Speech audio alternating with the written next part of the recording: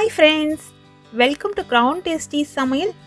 இப்போ நம்ம உருளைக்கிழங்க வச்சு ஒரு சைட் டிஷ் தாங்க செய்ய போகிறோம். இந்த சைட் டிஷ் காரக்குழம்பு வத்த குழம்பு வகைகளுக்கு தொட்டுக்கிட்டு சாப்பிடும்பொழுது ரொம்ப டேஸ்டியாக இருக்கும். ரொம்ப ஈஸியாக வீட்டில் இருக்க பொருட்களை மட்டுமே வச்சு செய்யக்கூடிய ஒரு அருமையான சைட் டிஷ்ங்க. நீங்களும் உங்கள் வீட்டில் அவசியம் இந்த சைட் டிஷ்ஷை ட்ரை பண்ணி பாருங்கள். அதுவும் நான் சொன்ன குழம்பு வகைகளுக்கு இது ஒரு சூப்பர் காம்பினேஷனாக இருக்கும். இந்த ரெசிபி எப்படி செய்யறதுன்னு பார்க்கலாம் வாங்க. இந்த ரெசிபி செய்கிறதுக்கு உருளைக்கிழங்க முதல்ல வேக வச்சு எடுத்துக்கலாம். அதுக்கு ஒரு ப்ரெஷர் பேனில் 3/4 லிட்டர் அளவுள்ள தண்ணி சேர்த்துட்டு தண்ணி நல்லா கொதிக்குது. இந்த சமயத்தில் 1/2 கிலோ அளவுள்ள உருளைக்கிழங்கு நல்லா வாஷ் பண்ணிவிட்டு இது போல் பெரிய துண்டுகளை கட் பண்ணி எடுத்து இதில் சேர்த்துடலாம். இதனோடையே தேவையான அளவு உப்பு சேர்த்துக்கலாம். 1/2 டீஸ்பூன் அளவுள்ள கல்லுப்பு நான் சேர்த்துருக்கேன். அப்போ தான் உருளைக்கிழங்குல உப்பு நல்லா ஊறும். அப்படிங்கிறதுனால நீங்கள் உப்போட அளவு பார்த்து சேர்த்துக்கோங்க. தண்ணியில் கரைஞ்சி பாதி உப்பு போயிடும். ஓரளவு தான் உப்பு உருளைக்கிழங்குல ஊறும். அதனால் 1/2 டீஸ்பூன் அளவு கரெக்டாக இருக்கும். இந்த உருளைக்கிழங்கு நமக்கு நல்லா மசிக்கிற அளவு வேகணும். நீங்கள் உங்களோட குக்கர் கெப்பாசிட்டிக்கு ஏற்ற மாதிரி விசில் கூடுதலாகவோ இல்லை குறைவாகவோ கொடுத்துக்கோங்க. நான் இன்றைக்கி 3 விசில் கொடுத்து வேக வச்சு எடுக்க போகிறேன். சில உருளைக்கிழங்கு, அதாவது சில மாதங்களில் வர உருளைக்கிழங்கு பார்த்திங்கன்னா ரொம்ப சாஃப்டாக சீக்கிரமே வெந்துடும். அந்த மாதிரி சமயத்தில் 2 விசில் கொடுத்தீங்கனாலே உங்களுக்கு கரெக்டாக இருக்கும். இது போல் நல்லா இது கொதிச்சு வர சமயத்தில் ப்ரெஷர் குக்கரோட மூடியில் கேஸ்கட் கரெக்டாக ஃபிக்ஸ் பண்ணிவிட்டு மூடி போட்டு மூடிடுங்க. இது போல் இந்த நாபில் ஏர் வெளியே வருதா அப்படிங்கிறத செக் பண்ண பிறகு தான் நம்ம வெயிட் போடணும்.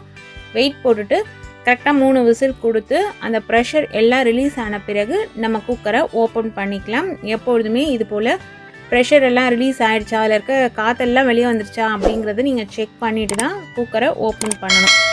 இப்போ பார்த்தீங்கன்னா தெரியும், உருளைக்கிழங்கு நல்லா நமக்கு வெடித்து வெந்து வந்திருக்கு. ரொம்ப குழஞ்சிடக்கூடாது, அது பார்த்துக்கோங்க. இது போல் எடுத்து பார்க்கும்பொழுது உருளைக்கிழங்கு நல்லா விரிஞ்சு நமக்கு வந்திருக்கணும். இந்த உருளைக்கிழங்கை தண்ணியிலேருந்து எடுத்து இது போல் ஒரு வடிகட்டியில் வச்சுக்கலாம். அப்போ தான் தண்ணி எல்லாமே இருந்து வரும். உருளைக்கிழங்கு மேலே இருக்க அந்த தோலை நம்ம எடுத்துடணும். நீங்கள் தோலை ஃபுல்லாக சீவிட்டு வேக போட்டு எடுக்கிற மாதிரி இருந்தால் கூட எடுத்துக்கோங்க. வேக வச்ச உருளைக்கிழங்கு இது போல் ஒரு வடிகட்டியில் தான் வைக்கணும். ஏன்னு பார்த்தீங்கன்னா தண்ணி துளி கூட இருக்கக்கூடாது. உருளைக்கிழங்குல இருக்க தண்ணி எல்லாம் இருந்து வந்துடணும். அதனால் வடிகட்டியில் வச்சு அந்த தண்ணி எல்லாம் சொட்டி வர வரைக்கும் வெயிட் பண்ணுங்கள். ஓரளவு நல்லா ஆறின பிறகு உருளைக்கிழங்கை தோல் உரிச்சு எடுத்து நம்ம யூஸ் பண்ணிக்கலாம். இப்போ அடிகனமான ஒரு கடாய் வச்சிடலாம். அந்த கடாயில் சமையலுக்கு நம்ம பயன்படுத்துகிற எண்ணெய் தாராளமாகவே சேர்த்துக்கலாம். 1/2 கிலோ அளவு உருளைக்கிழங்கு அப்படிங்கிறதுனால நான் இன்றைக்கி 6 டேபிள் ஸ்பூன் அளவுள்ள கடலை எண்ணெய் சேர்க்குறேன். எண்ணெயோட அளவு நீங்கள் கூடுதலாகவோ இல்லை குறைவாகவோ பார்த்து சேர்த்துக்கோங்க. ஆனால் இந்த ரெசிபி பொறுத்த வரைக்கும் எண்ணெய் கொஞ்சம் கூடுதலாக தான் தேவைப்படும். இதில் 1/2 டீஸ்பூன் அளவுள்ள கடுகு தாளிச்சிடலாம். கடுகு நல்லா பொரிஞ்சு வரட்டும்.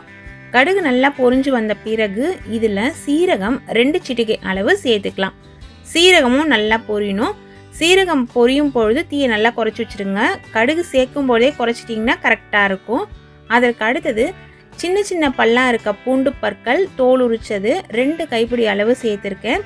1 இன்ச்சு நீளமுள்ள இஞ்சி இது போல் பொடியாக கட் பண்ணி எடுத்து சேர்த்துக்கலாம். இஞ்சி சேர்க்கும் பொழுது எப்பொழுதுமே தோலை நல்லா சீவிட்டு நல்லா வாஷ் பண்ணிவிட்டு இதில் சேருங்க. அதற்கு அடுத்தது காரத்துக்கு பச்சை மிளகாய். இந்த பச்சை மிளகாவோட காரம் மட்டும்தான் இந்த ரெசிபிக்கு. அதனால நான் இன்றைக்கி 7 பச்சை மிளகாய் இது போல் பொடியாக கட் பண்ணி எடுத்து சேர்த்துட்டு அதனோடையே 1 இனுக்கு கருவேப்பிலை இலைகளும் உருவி எடுத்து சேர்த்துட்டேன். இந்த பச்சை மிளகாய் மெல்லிஸாக இருந்துச்சு.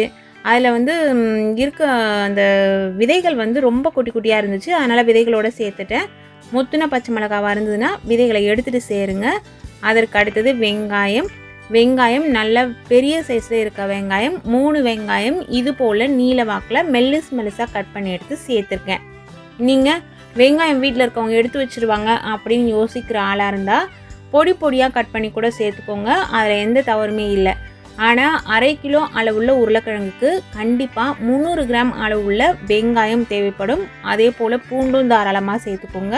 இது எல்லாத்தையும் சேர்த்து நம்ம கைவிடாமல் வதக்கி விட்டுக்கிட்டே வரலாம். தாளிப்பு செய்யும் பொழுது நம்ம தீயை குறைச்சி வச்சோம். ஆனால் வெங்காயம் சேர்த்தோடனே தீயை கொஞ்சம் அதிகப்படுத்திடுங்க. இப்போ கொஞ்சம் உப்பு சேர்த்துக்கலாம். உருளைக்கிழங்கு வேக வைக்கும் பொழுதே நம்ம உப்பு சேர்த்தோம். அதை ஞாபகத்தில் வச்சுக்கிட்டு இப்போ வதக்கிட்டு இருக்கோம் பார்த்தீங்களா, இந்த பொருட்கள்லாம் இதற்கு தேவையான அளவு உப்பு மட்டும்தான் இப்போ நம்ம சேர்க்கணும்.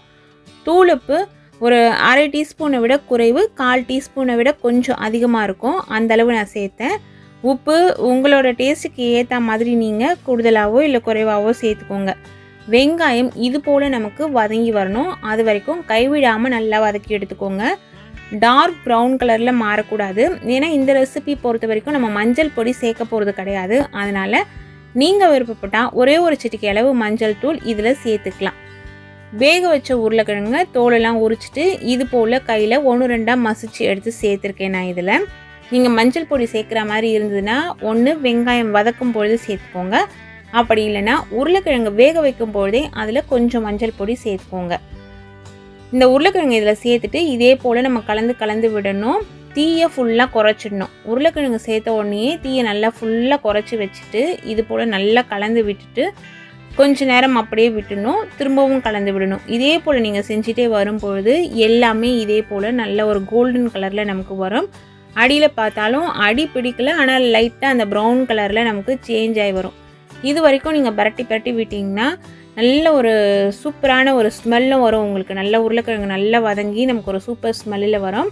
நம்மளோட உருளைக்கிழங்கு காரப்புட்டு இந்த ஸ்டேஜில் சாப்பிட்றதுக்கு தயாராகிடுச்சு அப்படிங்கிறத நீங்கள் கன்ஃபார்ம் பண்ணிக்கலாம். ஆனால் நல்லா கலந்து விடுங்க.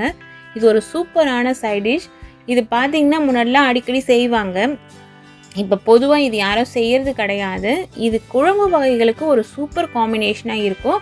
நீங்கள் சப்பாத்தி பூரிக்கெலாம் கூட குழந்தைங்களுக்கு நம்ம தொட்டுக்கிறதுக்கு கொடுக்கலாம். டேஸ்ட் ரொம்ப நல்லாயிருக்கும். செஞ்ச உடனேயே இது போல் ஒரு பாத்திரத்தில் சேஞ்ச் பண்ணிவிடுங்க. அப்போ தான் இது மேலும் இந்த கலர் கருகி போகாமல் இருக்கும். நம்ம என்ன தான் சமையல் டேஸ்ட்டாக செஞ்சாலும் அதை பரிமாறும் பொழுது அது பார்க்குறதுக்கு அழகாக இருந்தால் தான் அதை பார்த்த உடனே சாப்பிடணும் அப்படின்னு ஒரு இன்ட்ரெஸ்ட் வரும். அதனால் நீங்கள் எந்த கடாயில் சமைக்கிறீங்களோ அதிலேருந்து உடனே வேறு ஒரு பவுலுக்கு சேஞ்ச் பண்ணி வச்சுருங்க. நல்லா கமகமன்னு வாசனையில் ஒரு சூப்பரான உருளைக்கிழங்கு காரப்புட்டு ரெடி ஆகிடுச்சுங்க. இது போல் விதவிதமான சுவையான ரெசிபிஸ் தெரிஞ்சுக்கணுன்னா நம்ம சேனலை தொடர்ந்து பாருங்கள். சுவையாக சமைச்சு சாப்பிட்டுட்டு ஹாப்பியாக இருங்க. Thank you friends.